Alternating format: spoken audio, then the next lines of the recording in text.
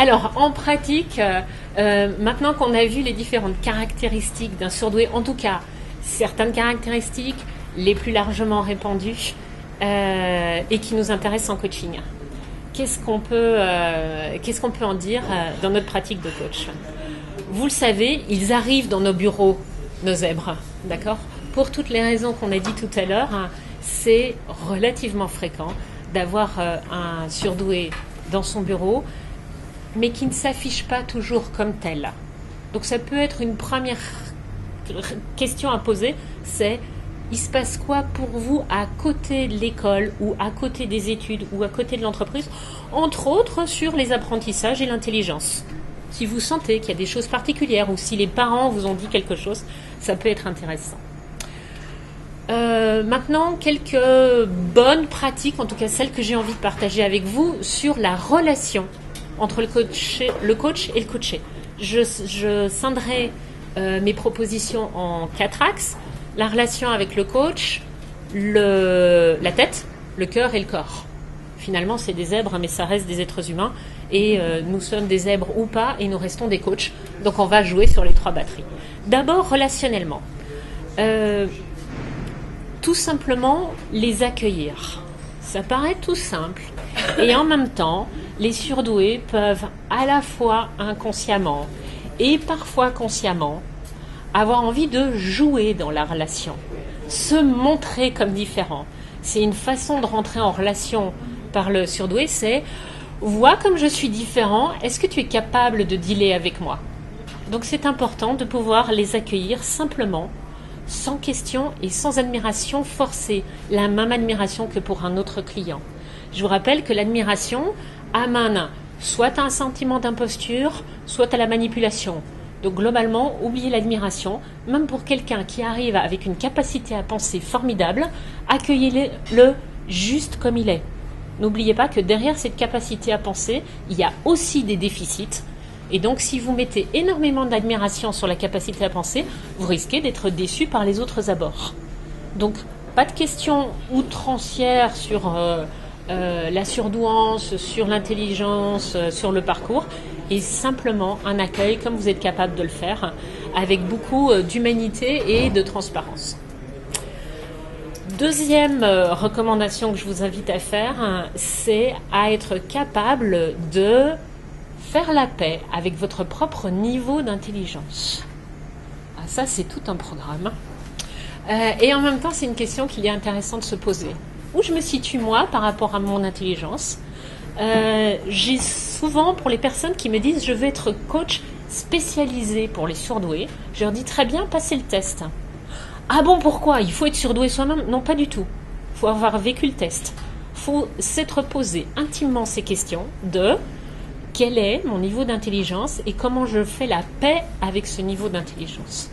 Derrière niveau d'intelligence, il y a aussi ma différence par rapport à la norme ou mon intégration par rapport à la norme. Vous entendez qu'il n'y a pas que la question de l'intelligence.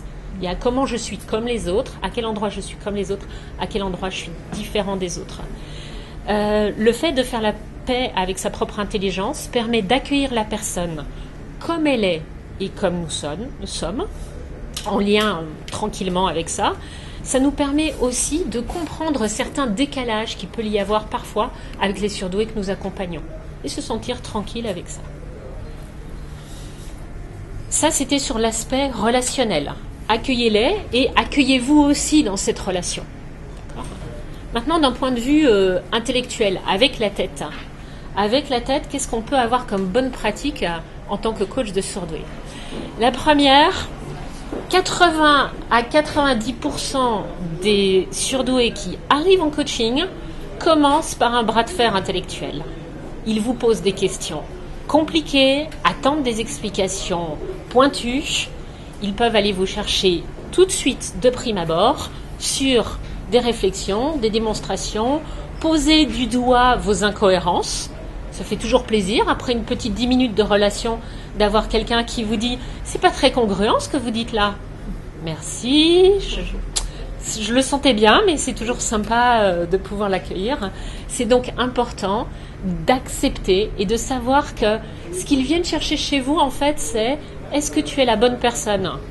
Dans notre déontologie, on est clair, hein, c'est dans notre déontologie que nous devons être capables d'accepter que nous ne sommes pas la bonne personne pour quelqu'un. Pour les surdoués, pareil. La plupart du temps, chez eux, c'est très visible. La question globalement, c'est montre-moi si tu es capable de me suivre et de dealer avec moi. Sentez-vous très tranquille. En général, dès que l'alliance s'est installée, il n'y a plus de bras de fer. Ils ont juste besoin, vas-y, montre-moi que tu as la force. Si tu as la force, c'est bon, je m'apaise et je peux rentrer en relation différemment avec toi. Troisième, toujours dans la tête.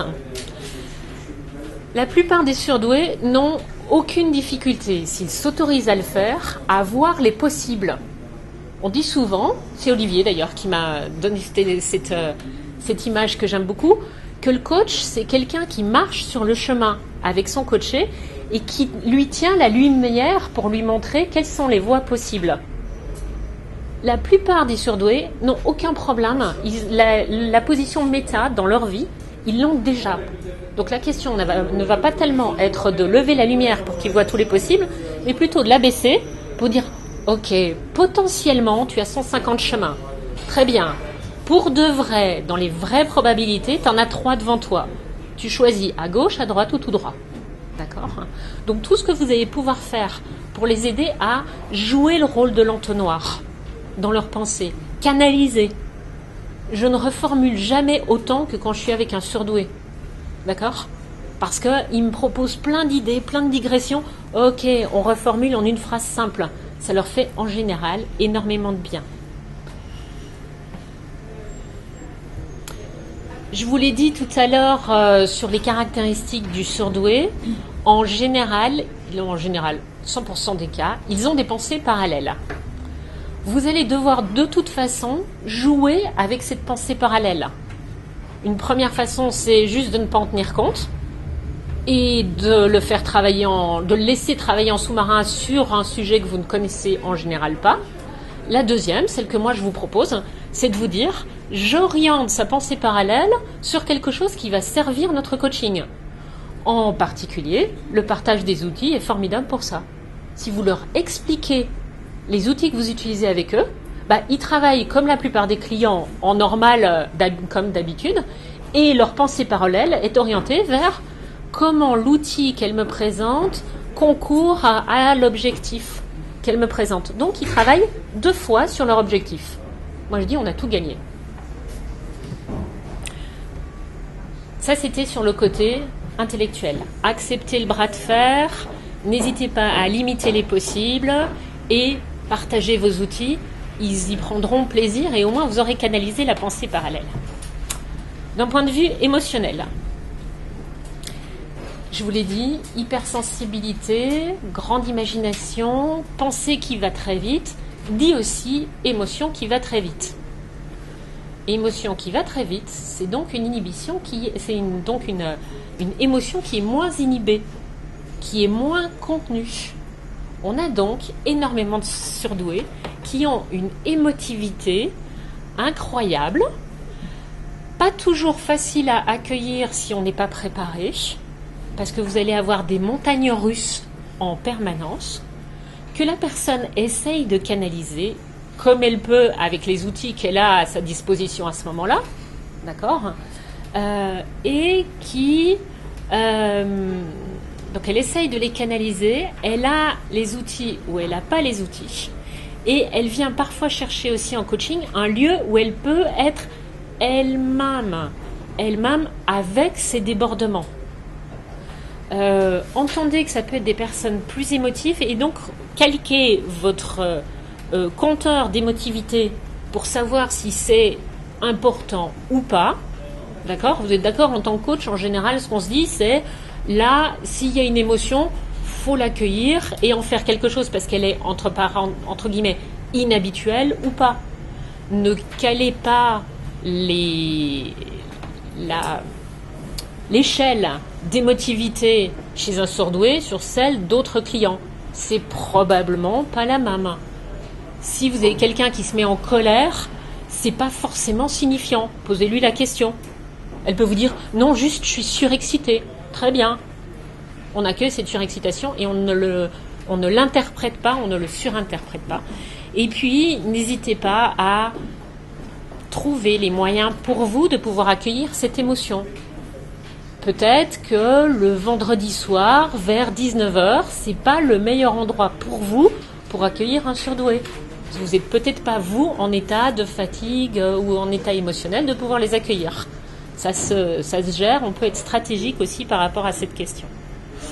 De la même manière, n'hésitez pas à anticiper avec les surdoués que vous accompagnez la question de l'émotivité, de l'anxiété dans la vie telle qu'ils vont la vivre. Il a des examens à passer, il pourrait vous dire « Non mais c'est bon, j'assure, je connais. » Ok, tu connais intellectuellement, j'entends bien. Comment ça va se passer dans ta relation à l'examinateur? Ah oui, j'avais oublié. D'accord. Être surdoué, ça ne veut pas forcément dire penser à tout. Ça peut même être parfois synonyme de je procrastine et j'oublie que j'ai des idées. Comme ça n'éveille pas l'anxiété et l'angoisse chez moi. Avec votre surdoué préféré, quand vous l'avez en coaching, n'hésitez pas à clarifier avec lui les risques réels des situations qu'il va accepter de mettre en œuvre. La plupart du temps, ils ont une propension à avoir des risques extrêmes et à ne pas tenir compte de la probabilité faible de certains risques. Leur imagination, leur capacité à anticiper, à penser, et leur grande anxiété peut les amener à grossir les risques réels. C'est vraiment un grand coup de main que vous leur donnez à recadrer les risques pour qu'ils soient plus conformes à la réalité. Pas du tout, j'allais dire dernier aspect émotionnel, pas du tout en fait. Pour créer l'alliance avec les surdoués, toujours dans le côté émotionnel, dans la relation que vous pouvez avoir avec eux, de temps en temps, que ce soit votre habitude ou pas, allez dans leur nuage. La plupart des surdoués ont des marottes, des trucs qu'ils aiment bien, un concept, une idée, une uchronie. Ah, si nous vivions dans un monde où Adolf Hitler avait été accepté aux Beaux-Arts, qu'est-ce qui se passerait? D'accord? Ça peut faire partie d'un champ de pensée récurrent chez les personnes que vous accompagnez, d'avoir un petit dada comme ça, un truc qui leur plaît bien. C'est créer l'alliance, même si vous avez l'impression que ça n'est pas lié à l'objectif qu'ils se sont fixés avec vous en coaching, ça peut faire partie de l'alliance que de temps en temps, monter avec eux dans leur nuage, pouvoir les interroger. C'est quand même un métier formidable que nous faisons où nous sommes capables d'interroger quelqu'un même si nous ne comprenons pas de quoi il parle. Donc là, pour le coup, on se fait plaisir. On les accompagne dans les nuages pour asseoir l'alliance qu'ils ont avec nous et pour pouvoir, à un moment, les ramener vers le concret. D'accord, j'étais dans tes nuages, maintenant revenons à ton objectif. Parfois, c'est un passage obligé. Et toujours dans l'émotionnel, nous ferons attention à être le garant pour eux du fait qu'ils sont dans un tissu relationnel. Ils ne sont pas tout seuls. Même s'ils aimeraient bien, je vous rappelle, autonomie. Super, c'est chouette l'autonomie. Mais l'autonomie ne veut pas dire la solitude. Il faut les aider à prendre compte du fait qu'ils ne sont pas tout seuls, qu'il y a un système avec eux, qu'ils ont des amis, des camarades de classe, des collègues, un conjoint.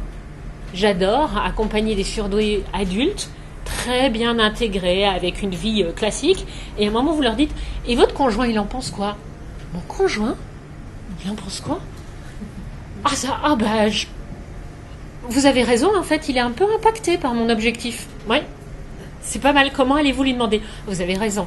C'est pas de la mauvaise foi, c'est que le fait d'être relativement différent des autres et de s'être construit comme différent des autres peut à un moment faire qu'on se sent un peu dans son île, isolé et bien de l'être.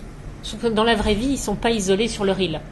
Ou en tout cas, ceux qui sont isolés sur leur île, ils ne viennent pas en coaching, donc vous n'allez pas les rencontrer. D'accord ?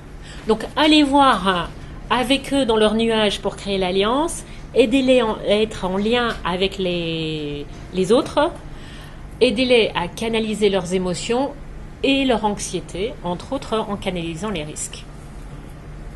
Dernier aspect, dans les jambes, dans le faire. la majorité des surdoués sont pas trop dans le faire. En tout cas, on a intérêt à aller les chercher en haut pour les redescendre dans le faire. C'est souvent d'ailleurs la demande qu'ils viennent porter en coaching. C'est j'ai plein d'idées, voire même j'ai un objectif très précis, mais alors la mise en action, là je vais avoir besoin d'un coup de main. Donc comment pouvoir les accompagner là-dessus? La première, ne pas hésiter à être avec eux dans le concret. Mais alors dans le concret, petit détail, aller avec eux sur des to-do list, des choses à faire, des critères. J'ai Pierre pour l'instant que j'accompagne. Il m'a dit, je cherche ma nouvelle orientation professionnelle. Il a 28 ans, il a été DG d'une super jolie boîte, tout va bien. Très bien, voyons voir ce que vous allez faire dans les prochains mois. Eh bien là, je me donne 2 semaines pour complètement valider, pour complètement explorer dans la vie réelle 4 projets professionnels que j'ai. Vous allez expérimenter en 2 semaines 4 projets professionnels. Ça va être quoi les critères qui vous feront dire que vous les avez explorés? Si j'ai vécu ces 4 projets, et là, en lui disant, il m'a dit, non, il va falloir que je revoie mes critères. Oui, tout à fait. Il faut que vous allez revoir. C'est quelqu'un d'habitude extrêmement dans le concret.